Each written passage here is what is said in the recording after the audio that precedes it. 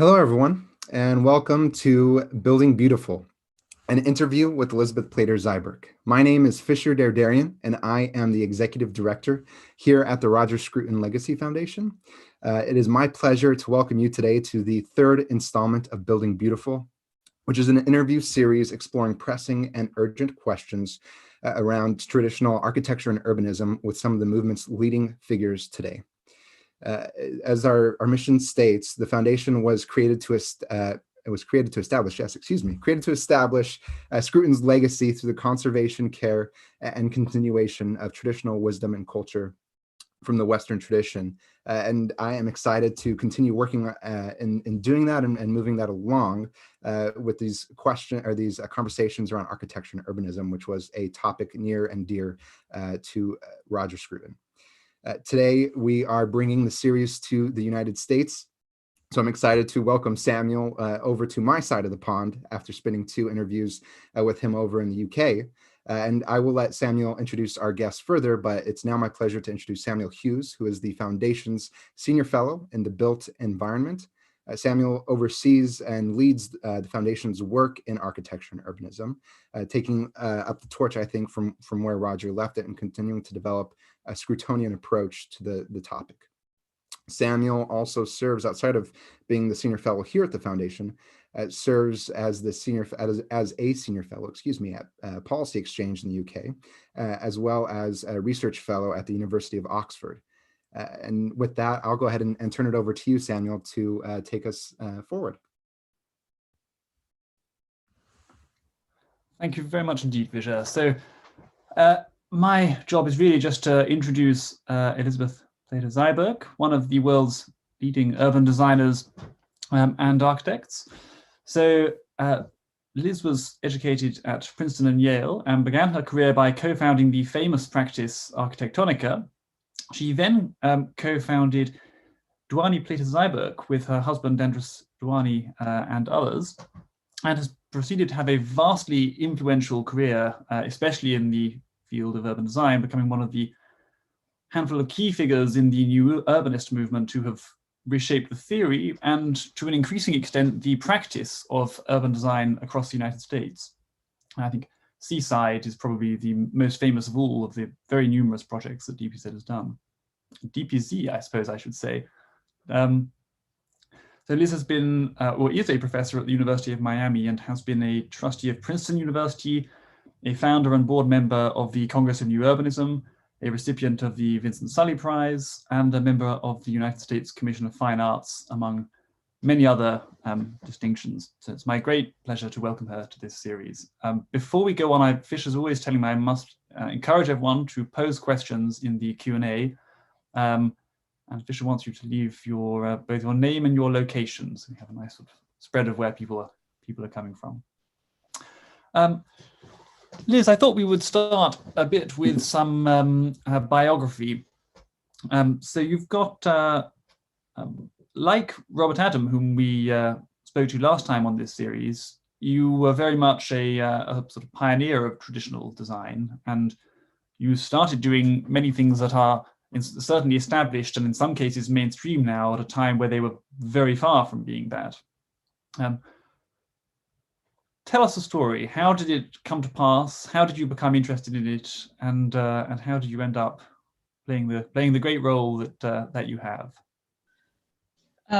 Samuel and Fisher, well, thank you, first of all, for inviting me to be part of these efforts. I think this is a wonderful series. And I think carrying on the legacy of a remarkable man and author is truly a worthwhile thing to do. Before we came on, we were discussing about how easy it is for good things, memories, history to slip away if we're not constantly if they're not constantly in some way alive to us. You know, one technical thing, we were supposed to do this before we get started, but I see that my assistant Shannon Tracy is on, maybe on the main screen. I'm not sure if you're seeing her, but Shannon, perhaps you should try the other Zoom portal there. Thank you.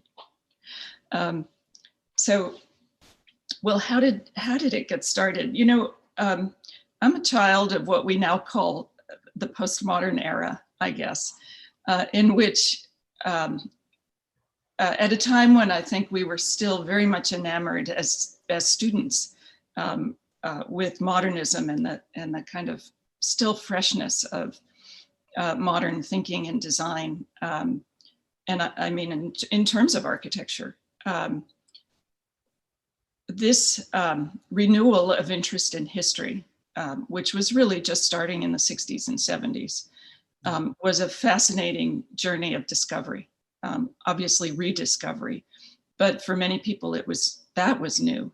And so the world which people like Robert Venturi opened for us, Alan Greenberg among my faculty at Yale, Vincent Scully's enthusiastic lectures that tied various people and trends in history really invited a focus in one's own design work to that. And so I would credit entirely what was going on in the culture at that time, and especially in our schooling, that was the invitation to re-engage history and design.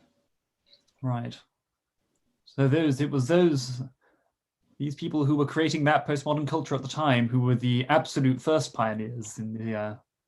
Yes, and you know, I think we still need a serious approach to that period, because for a long time there was an understanding of it as a kind of cosmetic or foolish dance, that was momentary.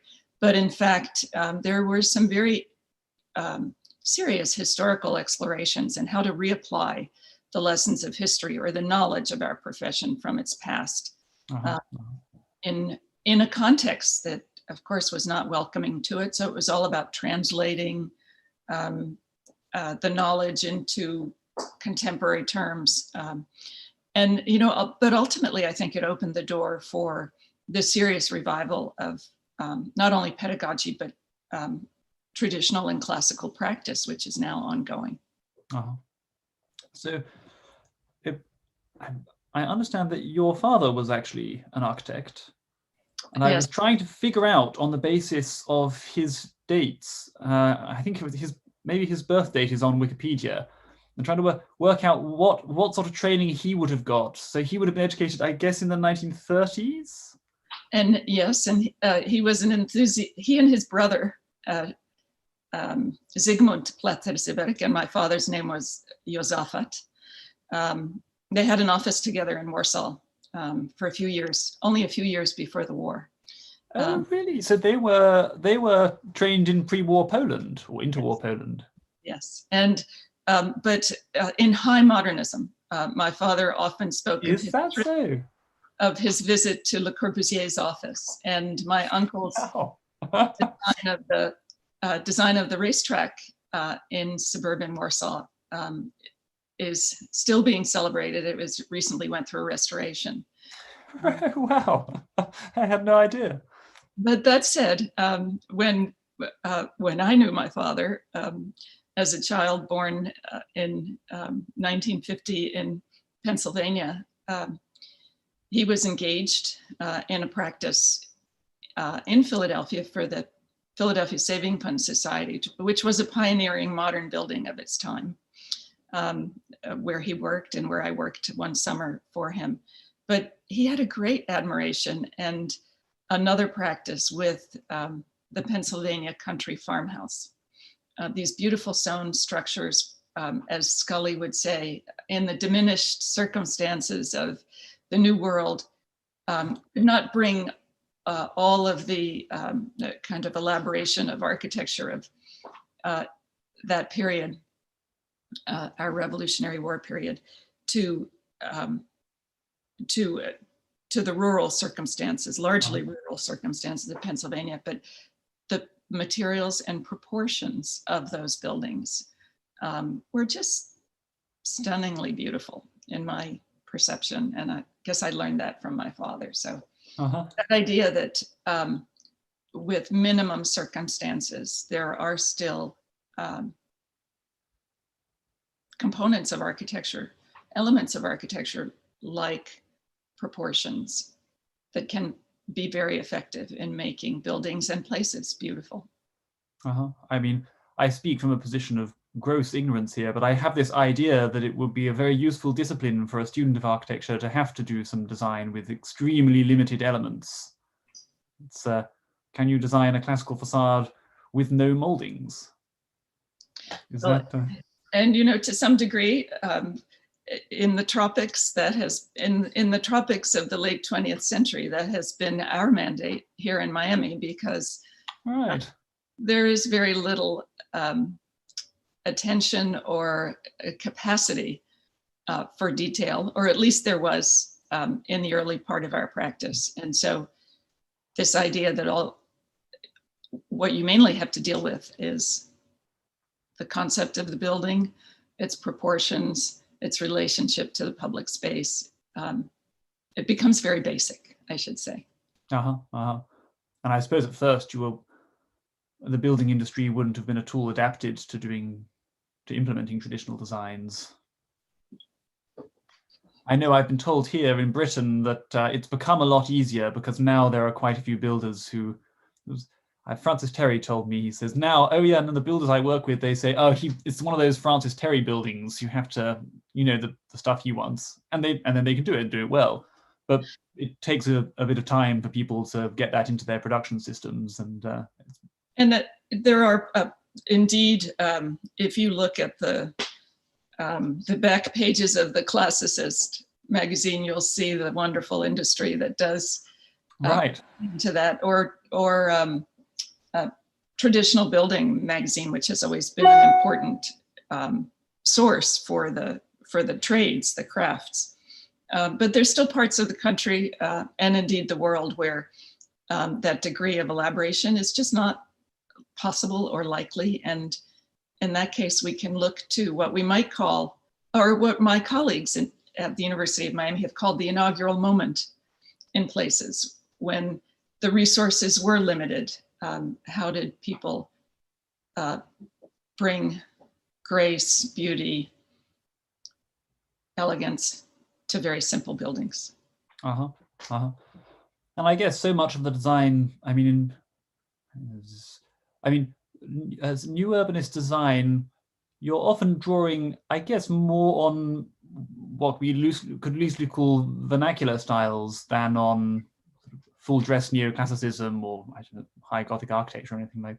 So those kinds of what was it? The inaugural moment. That's clearly going to be crucial for. Yes, and you know, one of the things that some of us look with great satisfaction upon in the new urbanism is that with these new towns, with these new neighborhoods, with these new places or urban constructs, some of them are not very dense, we have made a welcoming place for traditional and classical architecture. So it's no longer the iconoclastic Saltbox reproduction that goes up in the middle of a cul-de-sac in suburban St. Louis, which I have seen, you know, by a family that was very much committed to what that building meant historically, and even for our British listeners, could you gloss the term Saltbox? The Saltbox was the New England wooden building that started out as a central hall, 4-square, double-pitched roof building, and then when it got an addition with a sloping roof of a different slope at the back, for some reason or other. Oh, right. Yeah, I remember this. So it looks a bit like it's got a lid that you can lift up at the back. Yeah. Hence the name Saltbox. Yeah. But what I was referring to is the fact that reproduction architecture never died in the US. And would be, you know, scattered in without adding up to anything. And so bringing the traditions into one place to, in fact, contribute to the character making of that place starts a very interesting conversation among the buildings in terms of architectural detail. but also carries the ideas forward, because it's not just about a straight reproduction. It's about making the traditions living and continuing parts of our lives. Yeah, I'm always very struck. I noticed this when I first read New Urbanist writing. I mean, it's sort of urbanism first, and traditional architecture seems to. Actually, I'll tell you what I want to ask about this. I mean, so I should say DPZ, shouldn't I? That's good. Yes. Keep reminding me. DPZ doesn't actually. It doesn't have the same rings as DPZ. Oh, you would understand it, of course. So DPZ is mostly, I think, it's most famous as an urban design practice. But of course, you are also a very distinguished architect, distinguished architectural practice. So do you want to ask more generally about how you see the relationship between those things? Can you have, how far can you have good traditional urbanism, without good or traditional architecture, and vice versa? How strong is the relationship between the two of them? There's a wonderful Leo Creer illustration of that relationship between the vernacular and classical, and which speaks to this, because I believe you can have traditional urbanism, and although we call it traditional, it serves, it has a modern service that continues to be more than valid. And in fact, from all sorts of environmental and social perspectives, is much more effective than that thing we invented in the 20th century of continuous space and discontinuous streets and buildings. And so I think that's the critical component into which both traditional and non-traditional architecture can function or service very well. So I think of cities like Manhattan, which is on a traditional grid. These days we would, of course, acknowledge that the blocks are too long and there needs to be better connectivity, which is happening in interesting ways. But clearly that's a city where both traditional and contemporary inventiveness takes place quite comfortably. On the other hand, I think you would say that the most welcoming and beautiful parts of it may be more uniform in character, whether it's a part of the Village or the Upper West Side or the Upper East Side or Central Park West, that there is, that the imagery of the buildings lends a lot to the character and identity of the place. But the very rough answer is that traditional urbanism can work without traditional architecture, but maybe traditional architecture helps. Very much so. And traditional architecture by itself, I think, finds itself often being the odd person out because of its surroundings. So in a sense, it can have much more meaning when combined, when it has neighbors and friends around it, and in the proper context, so can't be sitting on the strip. It can't be sitting in the middle of a cul-de-sac that has other things around it. I mean, it can, and it does, but then it just takes on a kind of variety show presence rather than bringing attention to its full meaning and power. It's a click maker.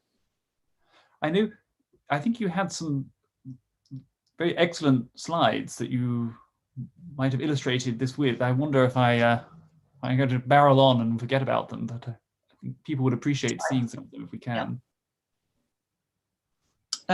So yes, what you've put on the screen now really interesting. Speaks to this specifically on the left is Kentlands, a town that was designed in the 80s surrounding a historic farmhouse and a few other older buildings, which was a groundbreaker because at the time, all the new buildings surrounding it were of the same historical vintage or vernacular provenance, let's say. You may not see that the mansion is about just a little bit to the northwest of the center of that image. And then the other thing that broke development ground here, precisely because of stylistic unity or harmony, was this combination of small and large, less expensive, more expensive houses in great proximity to each other, something that you might be accustomed to in a European setting, at least in a European village setting, but literally was not the convention in American 20th century development. It is part of our history too, the way people developed the small towns. But this was a very important breakthrough. And the point was saying that if at all it tends to look the same and you're not saying that somebody's inferior or superior by their what kind of design they're participating in, that you have much better chance of bringing people together in that way. And the slide on the right is a project called Aqua, which was a redevelopment of an institutional site in Miami Beach, which shows another way of arranging diversity in the urban environment across the transect, as we call it, from the single family houses, which were pre-existing on the lower left, to the island community, which is new, of townhouses and 10-story apartment buildings, really, to the high rises of the beach. But the key issue here is that there are multiple architects who designed here, as in Kentlands, to a design code that we wrote. But this is Miami Beach, and it was begun in the teens and 20s. And most of the city, in fact, it's famous for its Art Deco district. And so the tradition of this city is modernism. And it seemed appropriate to use that in the network of small blocks and streets, which are concealed by that photograph, but organize that community. I mean, it looks really intriguing, actually. Like remarkably like a medieval settlement, or I mean, in terms of the urban form, right? Right, and in fact, when you get on one of the roof terraces, or if you're looking down from one of those apartments, it looks medieval because you just see so many building forms and so many places that people can be inside, outside, on the street, in a roof terrace. It's very picturesque and charming, actually. I can imagine some wonderful, lovely enclosed street spaces and squares down there. Where are we going next? I was going to ask, well, so one of the things that I noticed, as a European browsing DPZ's website is, and in fact, sort of see with a project like that, the sheer scale of the projects that you're working on. So in Britain, we have Poundbury, we have Nansleden, the sort of successor to Poundbury, and then various sort of smaller sort of pocket developments and various private houses. You go to the website of DPZ, my goodness, it's town after town after town, huge places that they're working on. And this, as more generally, I have this impression that the American traditional design sector is, I think, much larger than it is anywhere else. The only statistic I have on this is that the traditional architects group in Britain is about 95 members, and the American equivalent, I guess the ICAA, has about 2,500 or something like that. So I'm trying to think through some of the trajectories of traditional architecture and urbanism, and new urbanism in different countries, and trying to work out how it is that in America it has flourished so vigorously and has been so influential. What's going on there? Well, you know, I think there are a number of reasons. Most simplistically is geography. We have a huge expanse in which all of this is taking place. And some of them are grouped in an interesting way, such as around the seaside in the Florida Panhandle. But, you know, you may, if you do wish to visit these, to take a tour, as sometimes is arranged, it'll take several days. Just tell Fisher to arrange that right away. Of course. And we'll edit out the 4 to 6 hours in between of going from one to the next. But, you know, I think there's something else at play here, which is that throughout the 20th century, housing was, until very recently, always in reference to American design and architecture traditions. So people always, you know, the person on the street will say, "Oh, you're an architect. What style do you do?" And right, interesting. You know, because a European wouldn't ask that question, right? Because they're thinking that, are they getting a Georgian house, or is it a bungalow, or you know, if you're in my neck of the woods, is it Mediterranean style? And so there has been a great kind of empathy and need for connection to tradition in the American household. The Venturis made an exhibit about that in the Renwick Gallery in the 70s that I worked on briefly. That was a bit tongue-in-cheek about that, you know, the interiors of a traditional house might be like. But it was pointing to something that was very real until very recently, you know. And you think that's stopped recently? Well, it hasn't entirely stopped at all, but now it is acceptable.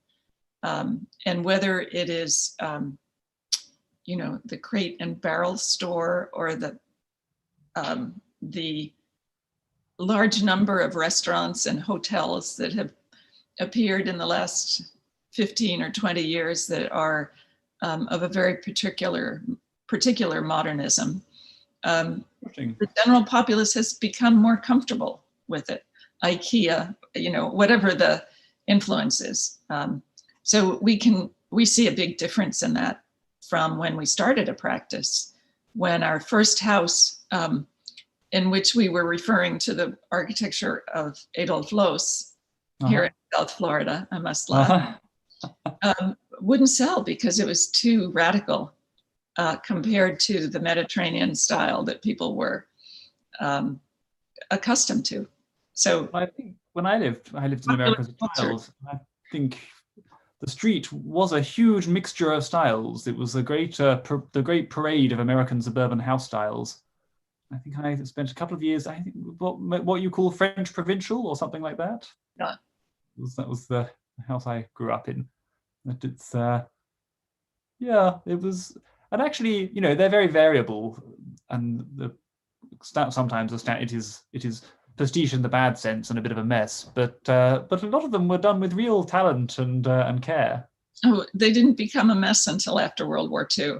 All right. Yeah. There's really beautiful 1920s. I mean, if you go to the suburbs of Philadelphia, where I recently worked, the amount of beautiful work from the late 19th and early 20th century, the beginnings of the suburbs when people were building their houses out in the, they're stunningly beautiful and rational, and they just make sense.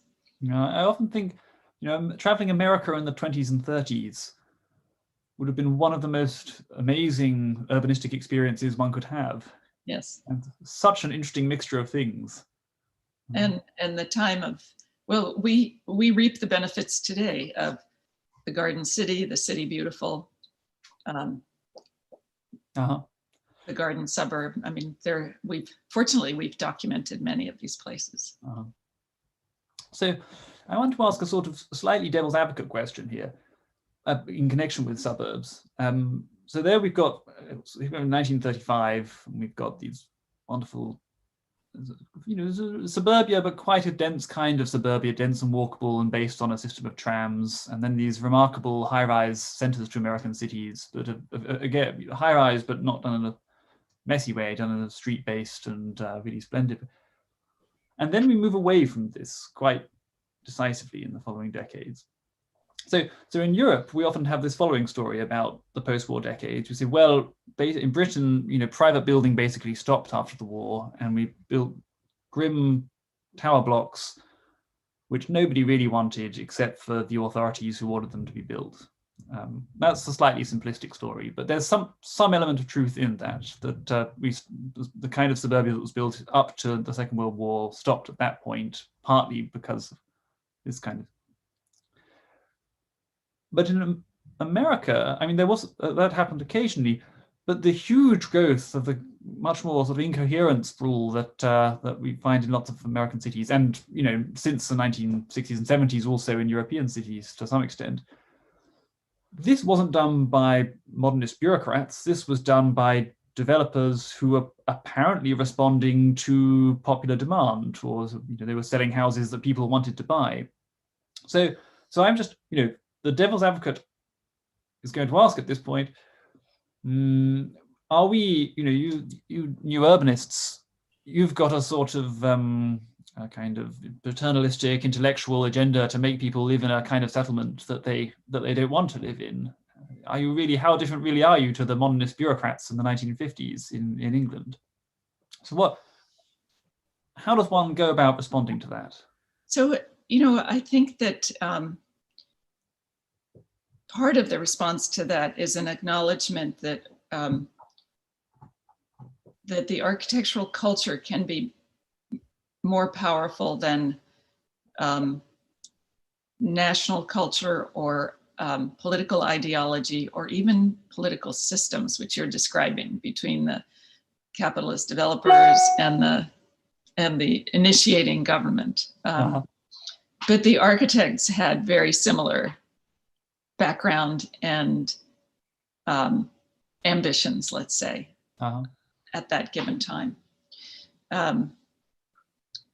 And so there was a kind of general understanding I think in their context. Le Corbusier drew the first suburban city. It's on a wall right. in India, the plans, well, of course, they're in books too. And so many of those ideas made their way into practice and then into codes, into the policies that establish these places. So the idea that there should be free-flowing, the free plan inside the building of modern architecture became the free space of suburbia. The buildings which were being drawn three-dimensionally rather than facade only, in which all the sides became important. If you think about some of the early modernist abstractions even, this became a universal kind of language of space, of object in space, rather than the objects making the spaces. So there's a wonderful, I didn't put this in the slideshow, but I show my students aerial photographs of two parts of Berlin, Karl Marx Allee and the American one, whose name I'm forgetting right now. Hanseviertel. Hanseviertel, yes. Yeah. And, both tall buildings, obviously urban densities, and one defining a boulevard and squares along the way, and the other one, these freestanding buildings, which you will never walk from any one of those to anything. Maybe the train, in 20 minutes, but you're not going to walk out to buy a bottle of milk or have a cup of coffee, by comparison to the traditional urbanism of the other. Now, they were of the same period, so now I'm contradicting what I said a little while ago. But Hanseviertel is an example of that, which was, and very quickly incredibly celebrated at the time, wasn't it? Yeah. and that's the way the suburbs of Paris have been being built, and everywhere else. And very quickly that kind of pattern becomes the convention, and nobody questions it. Well, this is the way we do things. And this was I've just read this weekend your book Suburban Nation, which I have here. That I was absolutely astonished by there was how much of this ended up getting into law or into regulations in ways people were basically unaware of. They sort of become so much the default. And so your question about the developers and the kind of market system of development should take into account that for the developer, time is money, and therefore you want to follow the rules. You don't want to question the rules. You don't want to stop and change them along the way. And so the rules that are put in place become the pattern, become the norm. Is it how much better? So the book is from 2001, I think, and I was wondering how much improvement has there been in the last 20 years in this, if any, how much improvement has there been in the regulatory side of things? There have been a lot of changes. And I would say there's been a change in the culture in which there's an understanding that that connectivity, a walking distance, that making places safe, comfortable, and in public spaces safe, comfortable, and interesting, so that people will walk somewhere or to transit and therefore use transit. These are now much more accepted, but there's more work to do. And if you see the volume of building that goes on. That said, I think it's on a trajectory to influence most building. I know in Britain, in public discourse and indeed in government documents, people now say roughly the right things about urbanism. Practice is still lagging, but the hope is that a lot of our municipalities have taken on these codes quite wholeheartedly. But there's an elephant in the room, so to speak, very literally, which is the scale of economic activity. And so the Walmart, the super Walmart, the big box stores that take over what would have been a series of high street stores in terms of the goods that are provided for sale, and is still a force that we have not been able to contend with as urbanists. And the other one is the scale of finance, in which real estate is now an equity class, and the amount of financial activity in terms of investing, buying, and selling real estate in large quantities from a spreadsheet has really very little to do with the users, with the market. So market, it used to be you built for a market, or we did in the US, and it was the market of the user. And now things are being built, and it's worldwide. I mean, it's happening in China as well. That is being built for the people who need to put their money somewhere. And so that has a whole other kind of standard attached to it.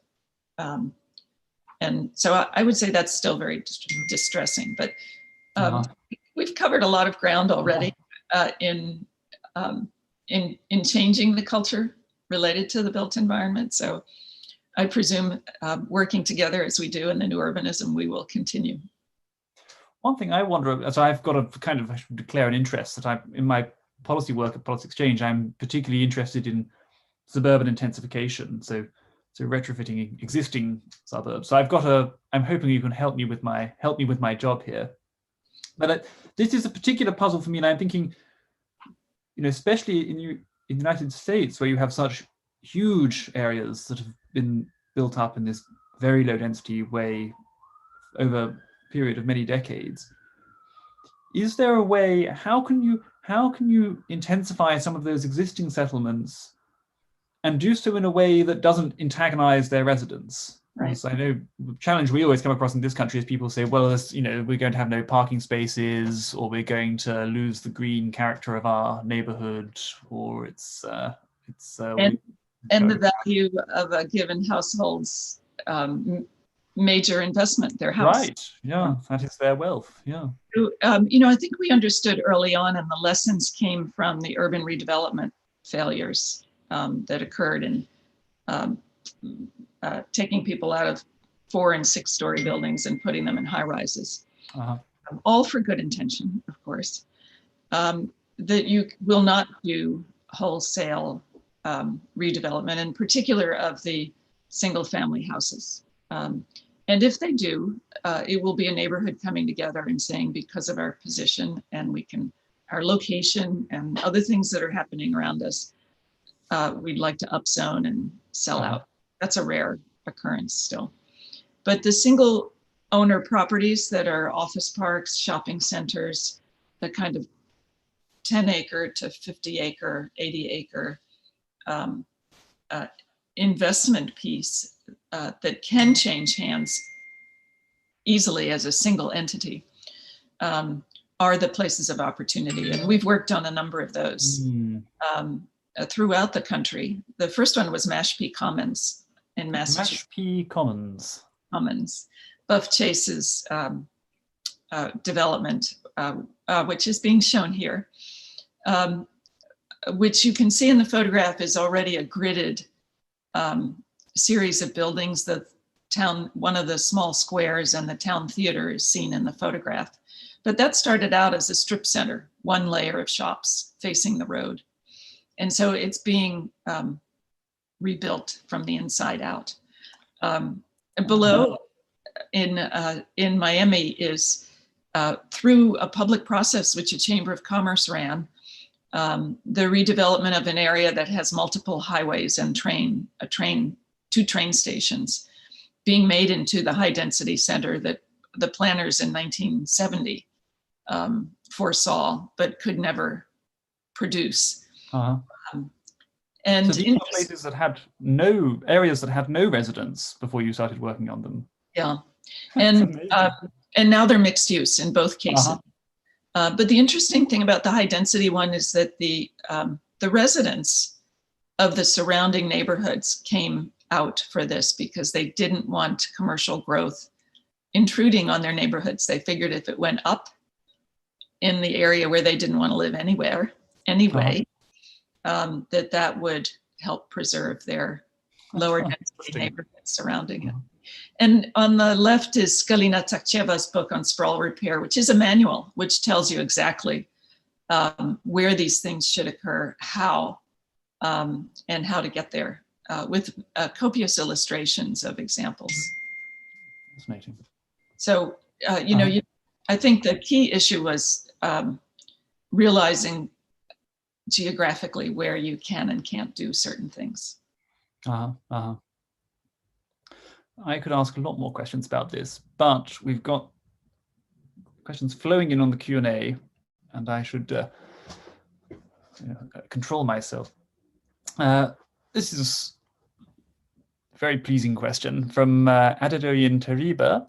Shouldn't traditional architecture claim Khan as their own? What do you think? I assume we're on Louis Kahn here. Yes. Well, why not? Well, and my husband, Andres Dwani, has long been interested in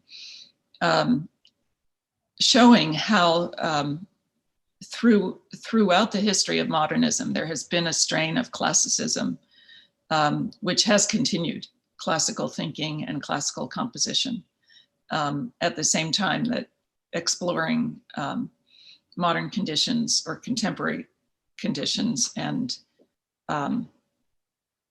constraints. So, this is not unlike the question, was Frank Lloyd Wright the first modernist or the classicist?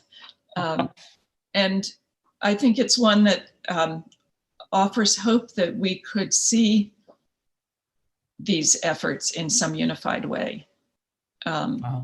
If we could begin to speak to the criteria that makes them similar and humanistic, and what is it about them that is enduring and gives pleasure, and that we would want to save. So do you have very special favorites among non-traditional architects? Well, I find that some of the most interesting work is by people, and this was happening really at the beginning of the 20th century, but Bob Stern's office participates in this tradition of doing both yes and, in which the other Kahn in Michigan was designing beautiful classical. Albert Kahn, right? Albert Kahn. Beautiful classical. Amazing architect. It's astonishing. Yeah, beautiful classical buildings for the University of Michigan in Ann Arbor at the same time that he was designing the Ford factories, which were very kind of technologically advanced. Which are beautiful in their way, right? Yeah. It was like 6 architects rolled into one. Yes, it is an ambition. Right? Yeah. Daphne Mitchell asks, how does the arts and crafts style kit homes of the 19-teens and 1920s fit into traditional urbanism? Is it possible to bring the kit home concept back? The suburbs I've seen using kit homes are much more pleasant than most. And that has to do with the period of those homes. So those bungalows had porches facing the street. The cars, there usually wasn't a garage out front or even attached at the side. At the most, there might be a porte cochere on the side, maybe a garage in the backyard. And so they were very much street oriented. So they're perfect for making great streets and great public spaces. And there's also the issue of the setback, the distance of the building from the street, but many of those were set back quite far. I mean, the first suburbs were often very generous in terms of front yards, side yards, and so on. And they're still walkable and neighborly in very admirable ways. I had another idea about that, but let's go on. Marianne Cazzato, didn't she design the emergency homes for people after Hurricane Katrina? This is the version of the story I was told, and they were so popular because they were traditionally detailed and had classical proportions that you can now buy them. I think you can go onto Google and find these, and they're available for a few $1,000s for the smallest ones, and they more or less taken off the back of a lorry. And small neighborhoods have been made of them as well, following that. Just an amazing story, and they look good, right? They are successful. Yes. Of course, they can be also detailed badly if you wish, right? But the ones that were being designed initially by people such as Marianne or Steve Mouzon were beautifully done. And, it might be worth mentioning with regard to the small places. We've just lost someone who made the most beautiful neighborhood in Mississippi, I believe in Jackson, Mississippi. Dan Camp was a lifelong builder who always an outcast, took traditional building and even classical detailing into these very modest, small houses that he built a whole neighborhood out of with, over 40 years, really just building a community. Amazing. And there's a place in Charleston, South Carolina, that Witold Rybczynski has written about, which is a group of about a dozen homes, tiny things, 2 and 3 stories tall, that are very serviceable and very beautiful, making these special pieces of community. Very heartening. We've got here, Maria Elena asks, she says, I live in America and often feel when I travel, whether it be in my immediate area or even other parts of the States, on a daily basis, which is to help people's perceptions change, to be able to understand that space can be a character maker, that the sense of place can be derived from making the space. And the walls of the space that are so important, the walls being provided by the architecture. So there's a kind of geometry at 2 dimensions and then the enclosure at 3 dimensions, which it's very hard when you're coming from a suburban experience. And it's really traveled to the places where those exist in European cities or older American towns that are the best instructor. That said, Stephen Peterson and Barbara Littenberg's new book, which is a kind of life story of their work as urban designers, called Space and Anti-Space, with copious reference to Colin Rowe as the initiator of many of the ideas, or the proponent, has some beautiful line drawings that I think make that point very clear. It's maybe something that we don't, I mean, the aesthetic importance of voids, of space where there is nothing, which is defined by the things that are around it. That's one of the things that's very precious to us, but maybe we don't automatically recognize it, or it's something that you have to be taught to see how important it is to you, or something like that. Yeah, I think recognizing its impact on you. People walk into the Place Fürstenberg in Paris and they say, "Oh, doesn't this feel good? It's so charming. I just feel so good being here."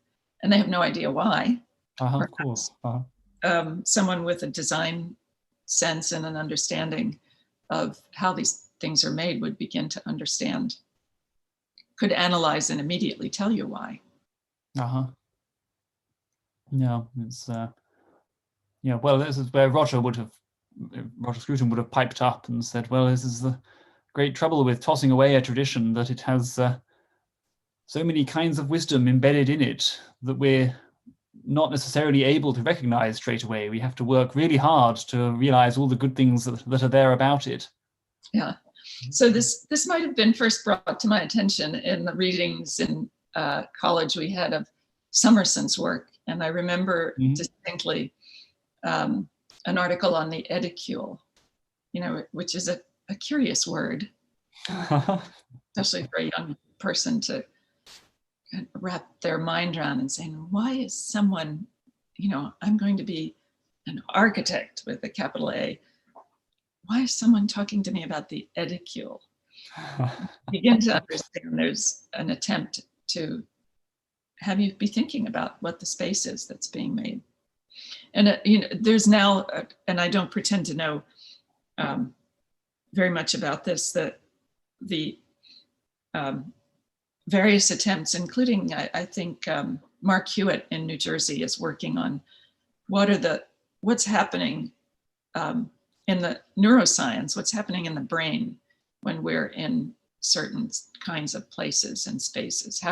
What is the real reaction that's going on? We know a lot of the health impacts, that greening can speed healing, or there's quite astonishing studies on that, right? Yeah.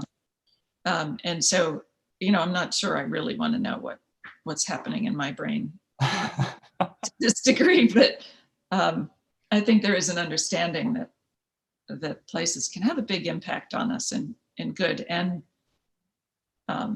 bad ways. It's not just raising your blood pressure because there's a lot of traffic, but other things that are related to the envelope and the architecture. Yeah, people think it's facade patterns we react to them in something slightly like the way that we react to the human face, or something like this. Yeah. So in terms of sense of place, I really believe that there's 2 components. One is the geometry of the space that's being made. It can't be an endless street of the type that occurs on the Jeffersonian grid of Miami or Los Angeles. And so it's some containment, some understanding of the space and what your place is in it. And then what is the visual character of it that unifies it on the vertical plane. It's very simple. There's just two things. Just sort those out. Yeah, just try it yourself. Austin Jepsky asks, after building a new urbanist settlement, how does one minimize the amount of urban sprawl surrounding the settlement? That is, developers seeking to capitalize off the proximity to the settlement without building in a similar fashion. Well, that is a very good question, because there are the examples of Portland, for instance, at a larger scale, having an urban boundary and then the wrong things happening on the outside of the boundary. Do you know, we have one good example of response to this concern, which is the area around Seaside. And it had a lot to do with Robert Davis's initiative to join a group of property owners in the region and develop a plan such that all of the new communities which followed, in fact, all of the new communities which followed were built on the pattern of a walkable neighborhood with green belts in between.